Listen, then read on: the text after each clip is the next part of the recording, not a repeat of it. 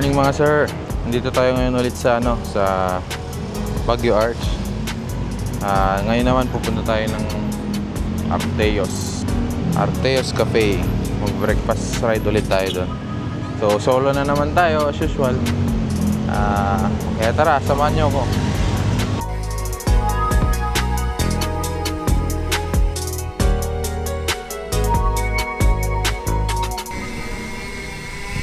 Medyo traffic ngayon sa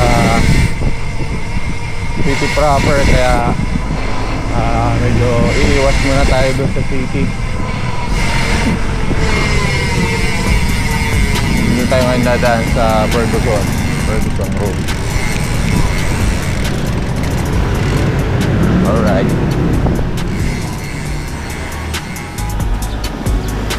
Morning.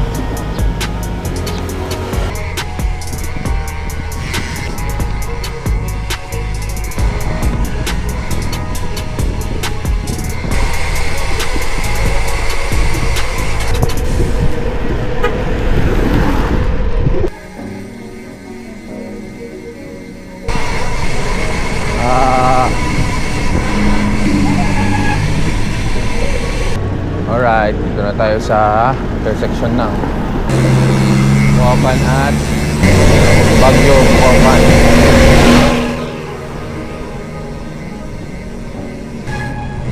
Dito muna tayo sa kaliwa kasi yung hirap tumingit. Dito sa kabila, sa taas, hirap tumingit. Medyo maluwag-luwag na, pasok na. Let's go. Daan tayo ngayon ng Brookside. Brookside na tayo dadaan.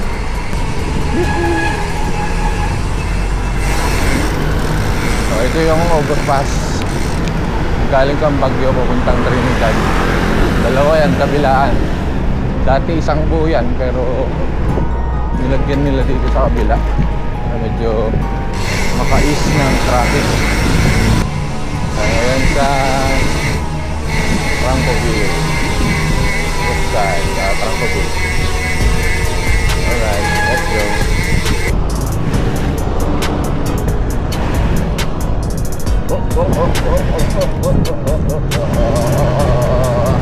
Laglag naman dito, pare. Ingat at medyo masikip ang daan.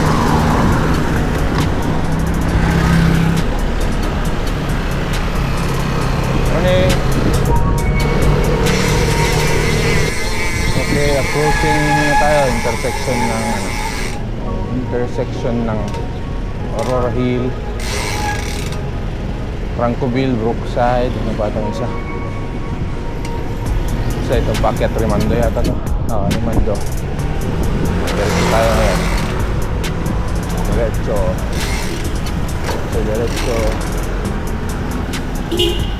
Muna natin singitan. Delikado sila. Alright. Ay magbigay. Let's go.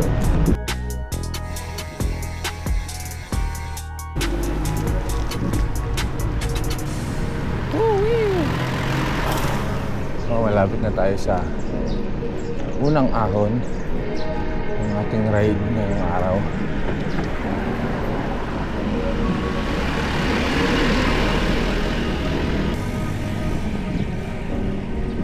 Approaching na tayo na ito tag dito. Flyover din ba? Oo. Flyover galing ng Pacdal Circle. Ito guys, sa kaliwa ng ahon, paakyat. Siyempre, ahon nga eh, hindi paakyat. Hello, kumawa. Yun, morning. Ganda ng araw. Oh my God. Wow.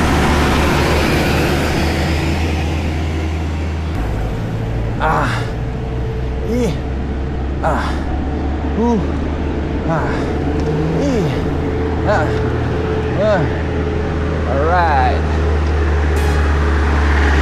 Oh, ganda ng araw. tayo. We love you. Ay, ito tayo sa tax. Yun tayo sa medyo. Ito. Yun o. Good morning. Patigil tayo ngayon. Kasi ganda ng sunset. Sunset. Sunrise. Mali-mali na naman tayo. Oh, diba? Palan tayo ng konting B-roll.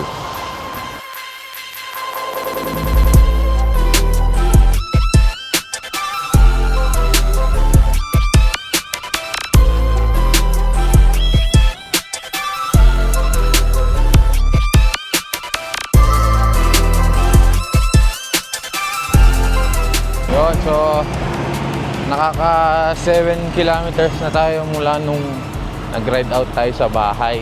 So ito, start na natin yung ahon.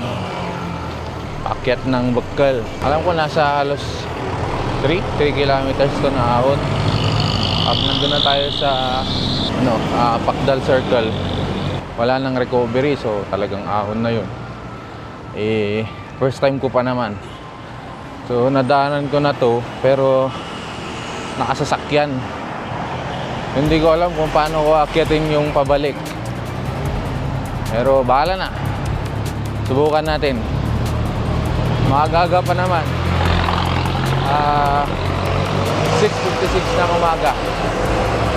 Okay. Let's go.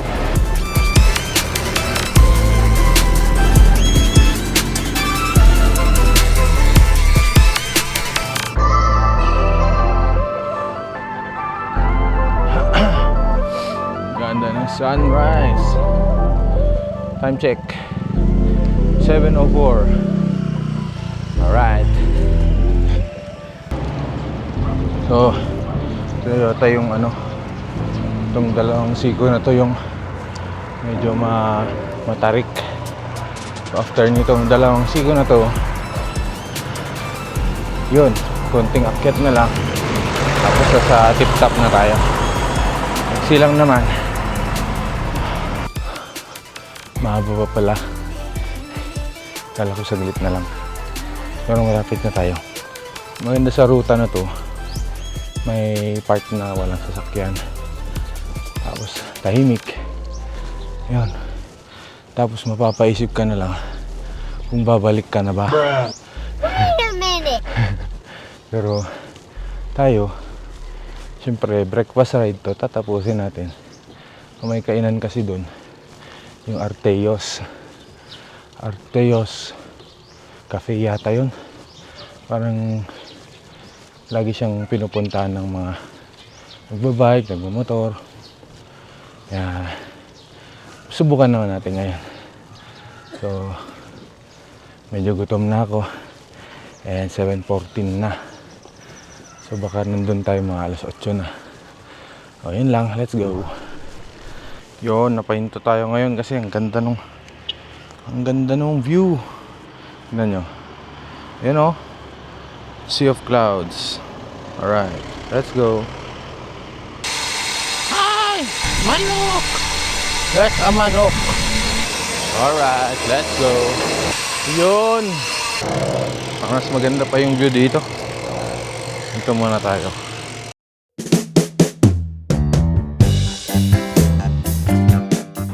Enjoy natin ang view. Sea of Clouds.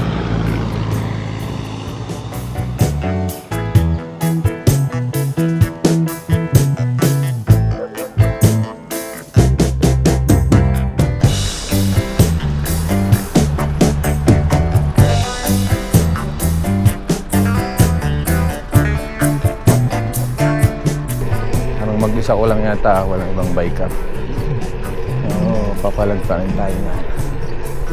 Kasi nga, nagbang nga pala ngayon. Managbang nga. Daming turista. Dahil Sunday ngayon. So, Sunday, ngayon yung float parade. Mas marami ngayon ng artista.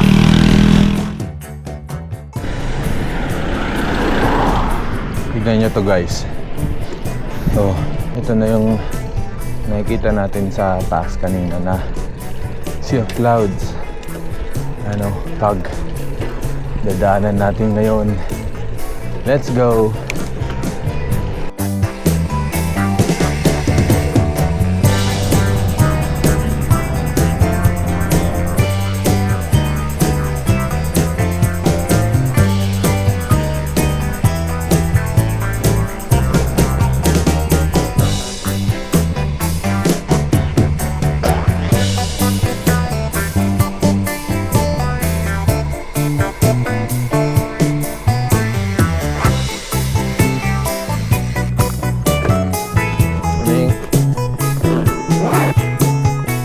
Saan yung Arteos, ha? Diretso lang. Diretso lang. Malapit ka na. Kala ko malayo-layo pa. Thank you.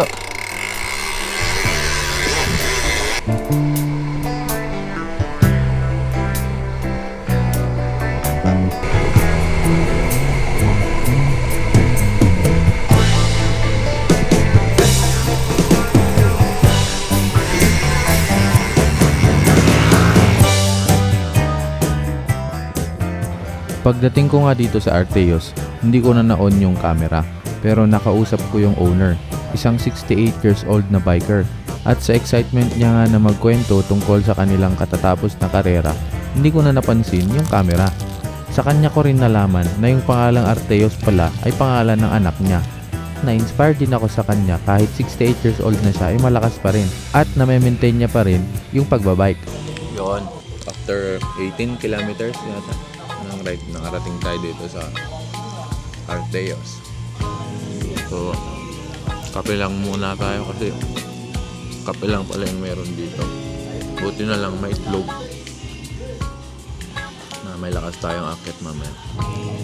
Medyo alanganin tayo dun sa dun sa ahon kasi talagang lusong siya. Iniisip ko nung pababa ko, paano ko kaya akitin yun? Pero dito na tayo, magaga pa naman.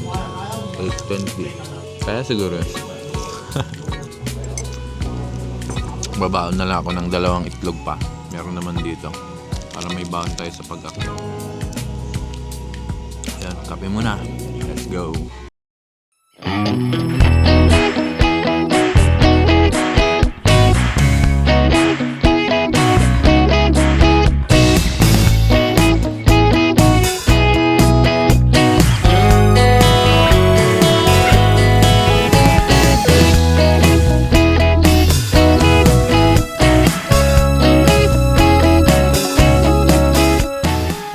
Yun, time check. Time check is 8:55. Pabalik na tayo. Simula na ulit ng Kalbaryo. Pero kaya yan. May 3 hours pa tayo bago makauwi. So, let's go. Yun. Nagkamali pa pala ako ng pindot sa Rock Bros ko. Hindi ko na-save agad sa Strava.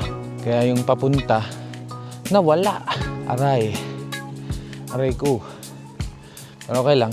Pares lang naman yung ruta ko. So ganoon na rin siguro yung pabalik. Same distance. Hindi nga lang makikita yung details ng ride. Pero ganun talaga. Goal ko ngayon makauwi before 12. Okay lang kahit mabagal, basta nadandanin ko lang kasi nahirap nang mabigla. Tapos solo ride pa, wala tayong makausap, wala rin tayong masabayan sa ahon, sasabayan lang tayo ng mga kotse na daan. Yun, pero okay lang, pinili natin to kaya tatapusin natin yung route na to. Good luck sa akin. Yun guys, finally may recovery ng konti. Tinitignan ko yung gradient. Grabe, naglalaro sa 9, 10, 11. Walang hinto. Sa tingin ko hanggang taas na to. And dami ko rin nakasalubong na biker pababa. So siguro masyado lang akong maaga. Sana may makasabay din para makakapit din ako ng konti sa pag-akyat. Kung wala, at least tatapusin talaga natin ng solo. Yun lang. Time check, 9:20. Whew. Ito pa yung isang maganda sa Baguio, dito sa Cordillera. Mainit siya. Mainit siya yung sa tama ng araw. Pero may mga part na may mga puno. So, nakakatulong din to. Ito medyo recovery din. Tapos, may ganito pang lilim. So, yun. Bawas pagod. Alright, let's go. Alright. Kaka 3 kilometers na tayo. Time check, 9:24.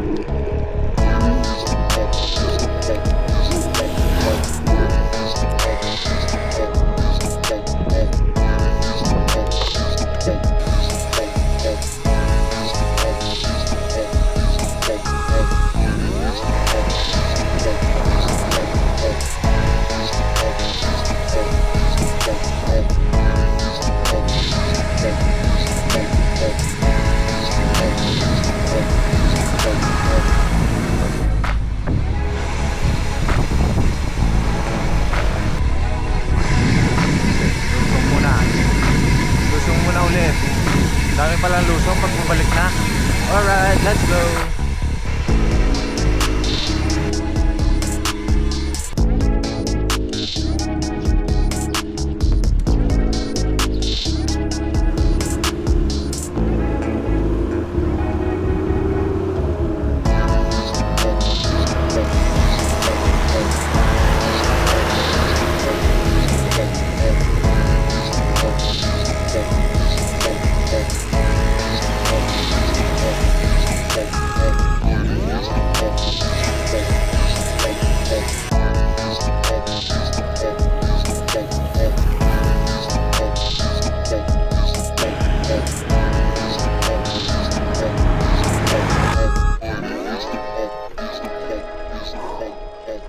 Ang init. Mainit na.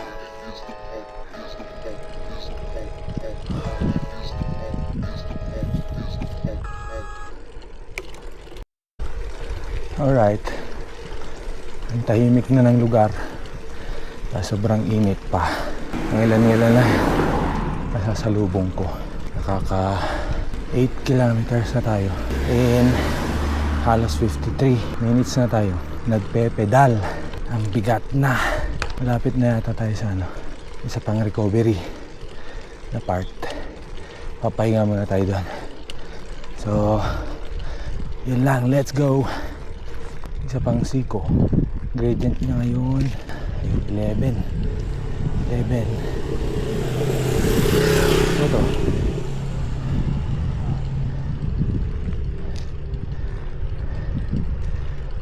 Iba-iba. Nalilito na yata yung rock bros ko. Naglalaro siya sa 11, 12, 13.6. Hari ko.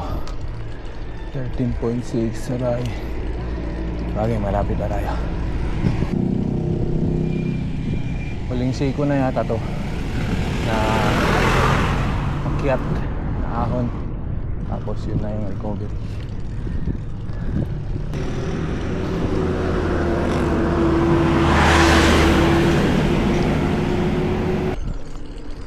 Mayroon pa palang isa.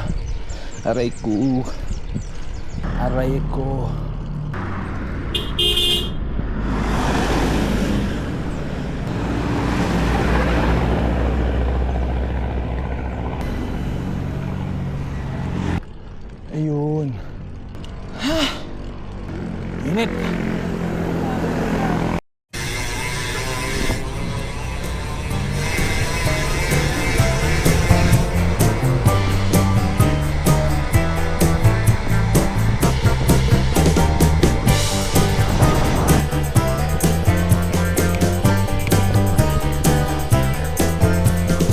Yun guys.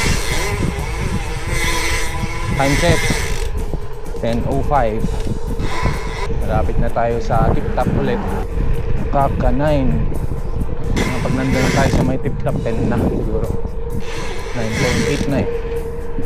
10 kilometers. Alright, let's go.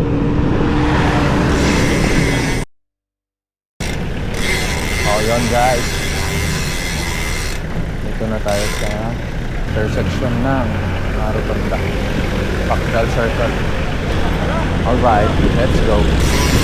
Wala ko sana hininto muna sa taas para kainin yung baon ko pa na egg. Pero dito na lang, hanap na lang tayo ng spot dito. Dito na lang.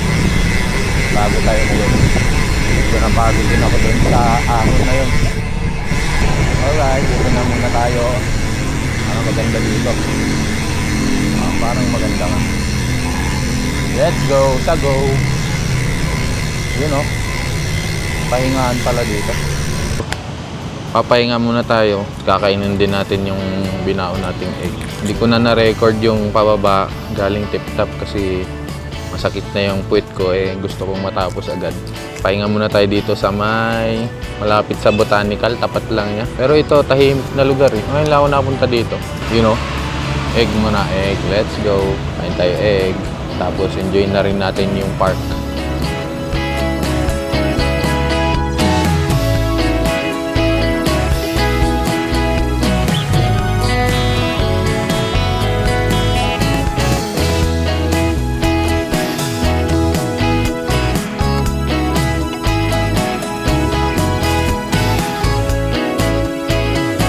Time check tayo, 10:20.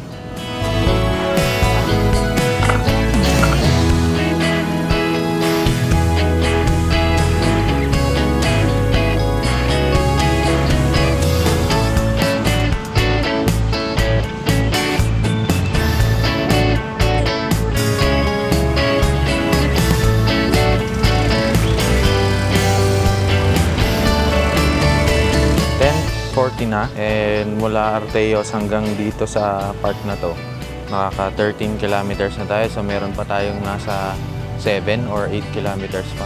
Barangay Road na siguro, hindi na ako mag-video. Doon ko na siguro tatapusin yung vlog.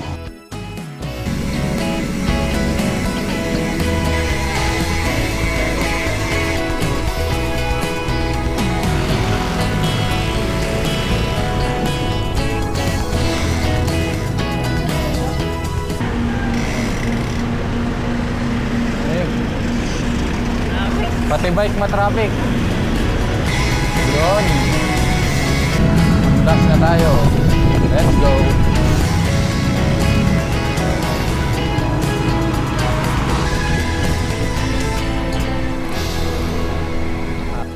Yun guys, nakauwi na tayo. After 21 kilometers na pabalik, nakauwi tayo ng 11:30 na ng umaga. So, naabutan natin yung cut-off natin na 12 kay Mrs. Alright, paano ba yan?